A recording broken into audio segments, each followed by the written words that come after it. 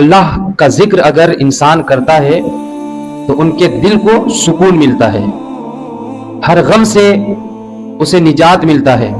انسان کتنی بھی تکلیف میں ہو، پریشانی میں ہو، اگر وہ صدق دل سے اللہ کا ذکر کرتا ہے تو اللہ تعالیٰ اس کے دل کو اطمینان کی دولت عطا فرماتا ہے، چاہے وہ اندر سے کتنا بھی ٹوٹا ہوا ہو، کتنا بھی پریشان ہو، لیکن جب اللہ کا ذکر بندہ کرتا ہے تو اللہ اسے اطمینان کی دولت عطا فرماتا ہے۔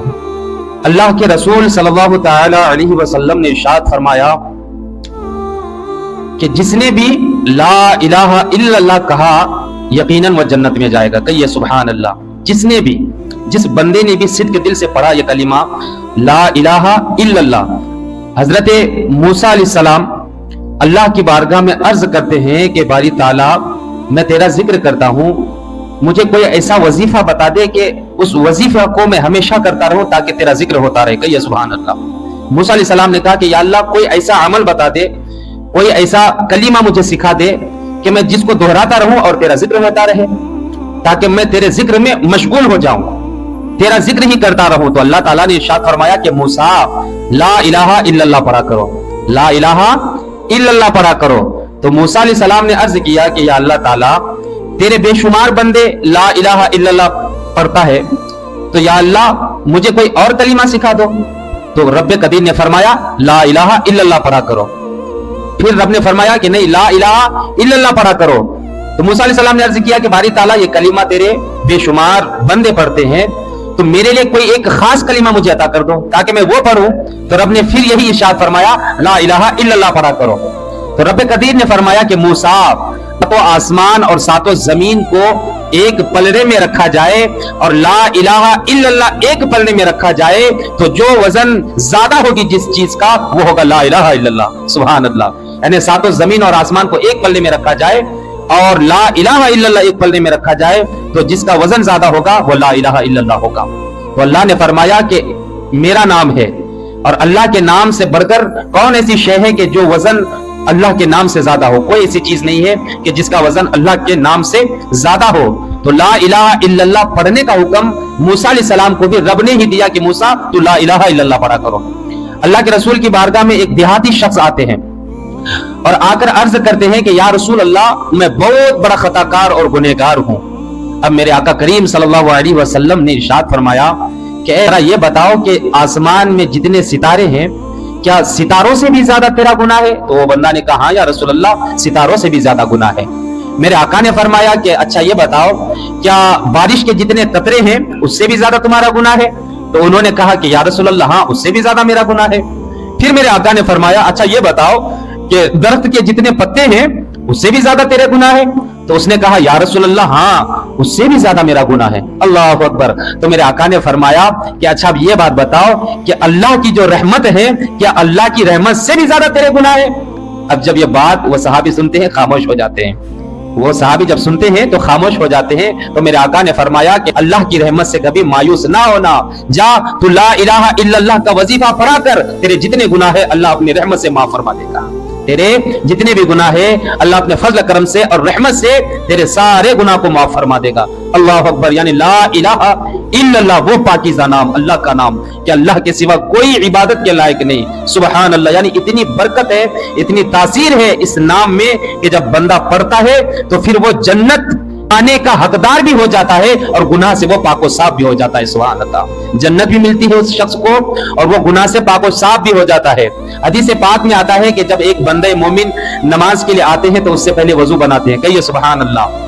تو جب وضو بناتے ہیں تو وضو بنانے کے درمیان، وضو کرنے کے درمیان اگر وہ اشہد ان لا الہ الا اللہ واشہد ان محمدن عبدہ ورسولہ، وضو بنانے کے درمیان ہی وہ وظیفہ بنا لیا ہو کہ ہر وضو بنانے میں وہ شخص اس کلمہ کو پڑھتا ہو۔ تو حدیث پاک میں آتا ہے کہ جب وہ وضو بناتا ہے تو اس وضو بنانے کے پانی، جو پانی خرچہ ہوتا ہے اور اس پانی سے جتنے قطرے نکلتے ہیں، جتنے قطرے بہتے ہیں، اللہ ہر ایک قطرے کے بدلے ایک فرشتہ پیدا فرماتا ہے۔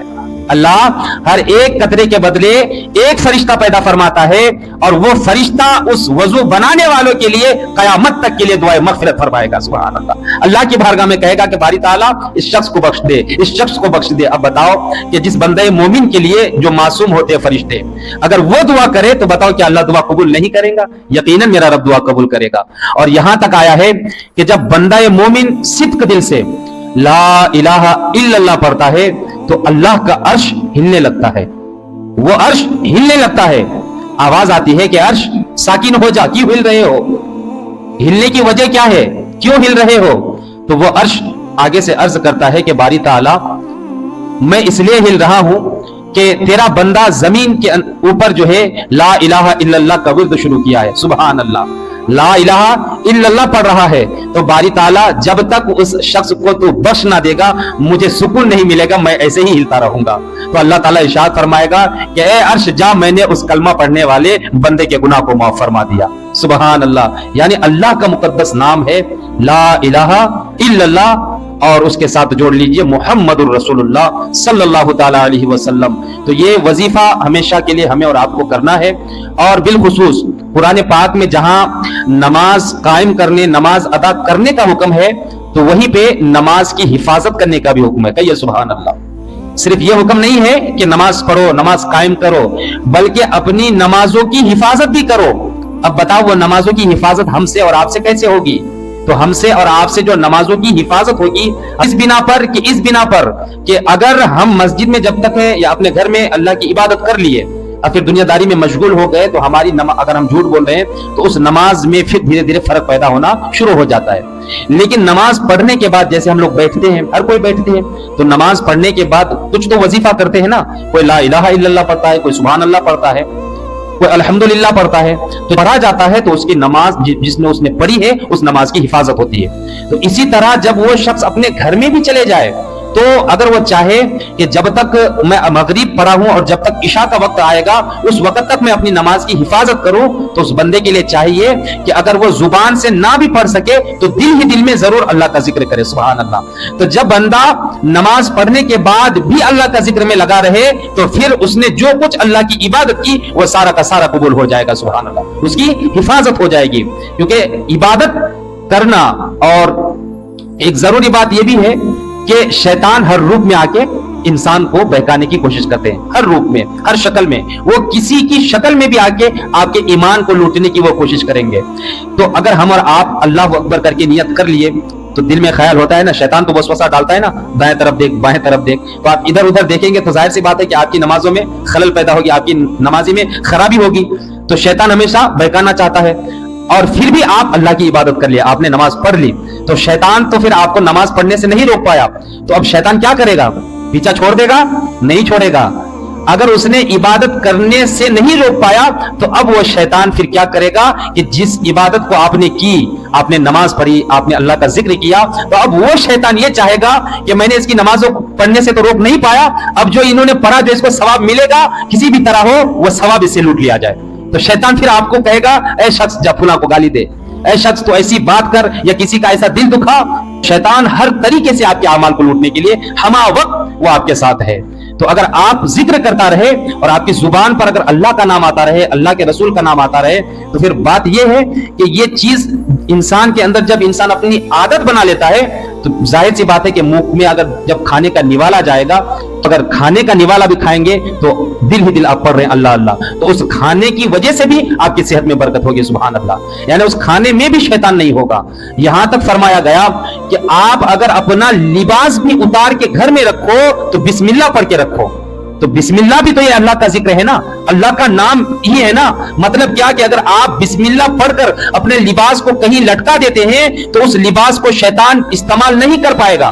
اور اگر آپ ایسے ہی کہیں پھینک دیے کپڑا پھر اسی کو اوڑھ لیے تو جو شیطان اگر اس لباس کو استعمال کیا ہوگا اور آپ نے پھر دوبارہ اسی کپڑے کو پہن لیا تو اب شیطانی وسوسہ پھر آپ کے دل میں آنے لگے گا. تو جب آپ ہمیشہ اللہ کا ذکر کرتا رہیں گے, لا الہ الا اللہ پڑھتا رہیں گے, اور جو بھی کلمہ ہے اللہ اکبر سبحان اللہ الحمدللہ، یہ کلمہ اگر آپ کی زبان میں آپ کے دل میں اگر آپ اس کو پڑھتے رہیں گے تو پھر یقین جانیے کہ آپ پھر شیطان سے ہمیشہ مقابلہ کریں گے اور شیطان آپ سے کبھی مقابلہ نہیں کر پائے گا۔ تو یہ چیزیں ہمارے لیے بہت ضروری ہے، جیسا کہ میں نے 3-4 حدیثیں آپ لوگوں کے سامنے رکھی کہ لا الہ الا اللہ میں کتنی برکت ہے، کہ حضور نے فرمایا اور مثال کیا دیا کہ اگر مان لو ساتوں سمندر، مان لو پانی کے قطرے، مان لو ستاروں کے برابر، مان لو درخت کے برابر، لیکن اے میرے غلام، یہ تو دنیا کی چیزیں ہیں، مگر یہ تو بتاؤ کہ اللہ کی رحمت سے بڑھ کر کوئی چیز ہے؟ اللہ کی رحمتیں جتنی ہیں اتنے ستارے ہیں؟ ہرگز نہیں ہے۔ اللہ کی جتنی رحمتیں ہیں اتنے جو ہے پانی کے قطرے ہیں؟ ہرگز نہیں ہے۔ تو اے بندے، تجھے پھر بھی گھبرانے کی ضرورت نہیں ہے۔ اگر اتنا گناہ بھی ہو گیا، اللہ کی رحمت اس سے بھی زیادہ ہے، سبحان اللہ۔ اللہ تمہارے گناہ کو معاف کر دے گا، بس تو اللہ پر یقین رکھ اور اللہ کا ذکر کر، سبحان اللہ۔